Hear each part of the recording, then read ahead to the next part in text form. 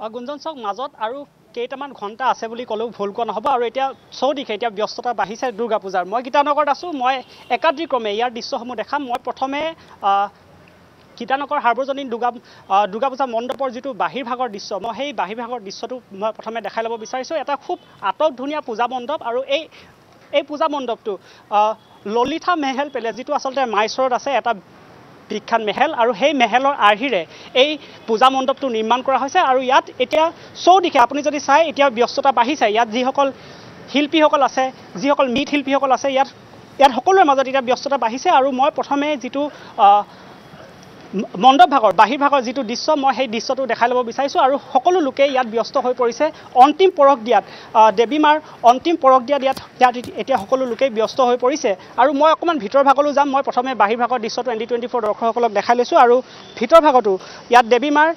যি প্ৰতিমা সেই প্ৰতিমাত অন্তিম পৰশ দিয়াত এতিয়া ব্যস্ত হৈ পৰিছে আৰু উদযাপন সমিতিৰ লোকসকল আছে সেই লোকসকলৰ লগতো অকণমান কথা পাতিবলৈ চাম আৰু তাৰ পূৰ্বে মই প্ৰথমে অকণমান ভিতৰ ভাগলৈ যাবলৈ চেষ্টা কৰিম আৰু ইয়াৰ যিটো সামগ্ৰিক দৃশ্য এটা খুব ধুনীয়া আটকধুনীয়া দৃশ্য বুলি ক'ব লাগিব গুঞ্জন আৰু খুব সুন্দৰভাৱে ইয়াতে থাৰ্মোকোল আৰু প্লাইবোৰ্ডেৰে এই যিটো পূজা মণ্ডপটো নিৰ্মাণ কৰা হৈছে আৰু ইয়াত কোনো ধৰণৰ প্লাষ্টিকৰ সামগ্ৰী ইয়াতে ব্যৱহাৰ কৰা ইয়াতে হোৱা নাই গতিকে মই যিটো আচলতে দুৰ্গা পূজাৰ যিটো মণ্ডপৰ মূল দৃশ্য মই সেই দৃশ্যটো দেখাবলৈ মই এই মুহূৰ্তত বিচাৰিছোঁ আৰু ইয়াতে খুব সুন্দৰভাৱে দেৱী মাৰ যি প্ৰতিমা সেই প্ৰতিমাত অন্তিম পৰশ দিয়াত এতিয়া এইসকল মৃৎশিল্পী এতিয়া ব্যস্ত হৈ পৰিছে আৰু এই মুহূৰ্তত হেমন্তই সেই বিশেষ দৃশ্যটো দেখাব প্ৰায় কেইটামান ঘণ্টা আছে আৰু তাৰ পাছতেই দেৱী দুৰ্গাৰ আৰাধনাত এতিয়া সকলো লোকেই ব্যস্ত হৈ পৰিব আৰু তাৰ পূৰ্বে এতিয়া অন্তিম পৰশ দিয়াত এতিয়া সকলো লোকে ব্যস্ত হৈ পৰিছে আৰু তাৰ সমান্তৰালভাৱে যিসকল লোক বনোৱা লোকসকল আছে ইয়াত সেই কামখিনিও কৰিছে গতিকে মই এই মুহূৰ্তত গীতানগৰৰ পৰা সেই পৰিৱেশটো দেখাইছোঁ এটা আটকধুনীয়া পূজা মণ্ডপ আৰু ললিতা মেহেল পেলেচ যিটো মাইচৰত আছে সেই আৰ্হিৰে এই পূজা মণ্ডপটো নিৰ্মাণ কৰা হৈছে আৰু মই হেমন্তক আৰু অকণমান পিছুৱাই মই আহিবলৈ অনুৰোধ জনাম আৰু অকণমান ইয়াত যিসকল উদযাপন সমিতিৰ লোকসকল আছে সেইসকল লোকৰ লগতো মই অকণমান কথা পাতিবলৈ চেষ্টা কৰিম আৰু সকলো লোকে এতিয়া ব্যস্ত হৈ পৰিছে যিখিনি অন্তিম কাম যিখিনি শেষৰ কাম সেই কামখিনি কৰাত এতিয়া সকলো লোকে ব্যস্ত হৈ পৰিছে আৰু এই পূজা মণ্ডপটো প্ৰায় 30 লাখ টকা বাজেটেৰে নিৰ্মাণ কৰা হৈছে আৰু ইয়াত যিসকল উদযাপন সমিতিৰ লোকসকল আছে অকণমান কথা পাতিবলৈ চেষ্টা কৰিম দাদা অকণমান আপোনাৰ ওচৰলৈ আহিছোঁ কেনেকুৱা চলিছে আয়োজন প্ৰায় লাহে লাহে সম্পূৰ্ণৰ ফালে আগবাঢ়িছোঁ চাওঁ কাইলৈ চাগৈ হ'ব লাগে সম্পূৰ্ণ পৰহি দিনতো পূজাই হ'ল আৰু এটা দিন আছে এটা দিনৰ ভিতৰত চাওঁ কিমান বৰষুণে যথেষ্ট হয় ললিতা মেহেল পেলেচ বনোৱা হৈছে এইটো মাইচুৰৰ এটা ৰাজপ্ৰসাদ আছিল এইটো হিচাপতে আমি থিমটো বনাইছোঁ এইবাৰ আৰু ইয়াতে বিশেষ কাৰ্যসূচী কিবা থাকিব নেকি কাৰ্যসূচী ওজা ঢালি ঢুকীয়া যিটো আমাৰ মানে পুৰণিকলীয়া সাংস্কৃতিক সেইটোতো থাকিবই আৰু কালচাৰেল প্ৰগ্ৰেম আছে আৰু জীৱন্ত মানৱৰ প্ৰদৰ্শনী আছে আমি জীৱন্ত মানৱ যোৱাবাৰো দেখিছিলোঁ ইয়াতে এইবাৰো আহিব তেখেতসকল এইবাৰো হ'ব বাজেট কিমান মান হৈছে এইবাৰ বাজেট 30 লাখ টকাৰ বাজেট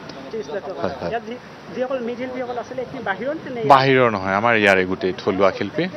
তেওঁলোক কিছু 6 গাঁৱৰ কিছু গুৱাহাটীৰ মিলি লগ কৰিয়ে তেওঁলোকে কামটো কৰিছে আৰু খুব সুন্দৰভাৱে লাইটৰ ব্যৱস্থা কৰা হ'ব লাইটৰো গোটেই আমাৰ থলুৱা দুটাই লাইটৰো গোটেইখিনি আমাৰ থলুৱা হেৰি দিয়ে কৰোৱা ইয়াতে প্লাষ্টিকৰ বস্তু ব্যৱহাৰ কৰা হোৱা নাই প্লাষ্টিক নাই কৰা এতিয়ালৈ প্লাইবোৰ্ড আৰু আপোনাৰ কাপোৰেই আছে ঠিক আছে মই গুঞ্জন আকৌ মই অকণমান বাহিৰৰ দৃশ্যটো মই পুনৰ ND24 দৰ্শকসকলক মই দেখাবলৈ চেষ্টা কৰিম আৰু ইতিমধ্যে ইয়াৰ উদযাপন যিসকল লোক ইয়াৰ উদযাপন সমিতিৰ লোকসকলে ইতিমধ্যে ইয়াত কৈছে যে ললিতা মেহেল পেলেচ যিটো আমি মাইচৰত দেখা পাওঁ এটা ৰাজকীয় মহল আৰু তাৰ আৰ্হিতে ইয়াৰ আচলতে যিটো মণ্ডপ সেই মণ্ডপটো নিৰ্মাণ কৰা হৈছে আৰু মই সেই মণ্ডপৰ দৃশ্যটো মই পুনৰবাৰ ND24 মই দৰ্শকসকলক দেখাবলৈ চেষ্টা কৰিম আৰু গীতানগৰ দুৰ্গা পূজা বুলি ক'লে এটা ঐতিহ্য আছে আৰু সেই ঐতিহ্য এইবাৰো যেন তেওঁলোকে বহন কৰিব আৰু ইয়াৰ যিসকল লোক আছে অকণমান সেই লোকসকলৰ সৈতে মই অকণমান কথা পাতিম আৰু যিখিনি অন্তিম কাম সেই অন্তিম কামখিনি এতিয়া কৰাত এইসকল লোক ব্যস্ত হৈ পৰিছে আৰু বাহিৰ ভাগৰ এইটো দৃশ্য খুব এটা সুন্দৰ মেহেলৰ এটা দৃশ্য আমি ইতিমধ্যে বাহিৰৰ দেশত বা বাহিৰৰ ৰাজ্যত আমি দেখা পাওঁ গতিকে সেই তাৰ আৰ্হিৰে গীতানগৰ এই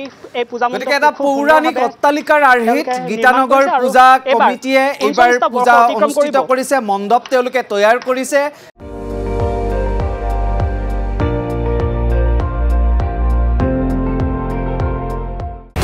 আপুনি চাই আছে ND24 সৰ্বশ্ৰেষ্ঠ নহয় সৰ্বোত্তমৰ দৌৰ।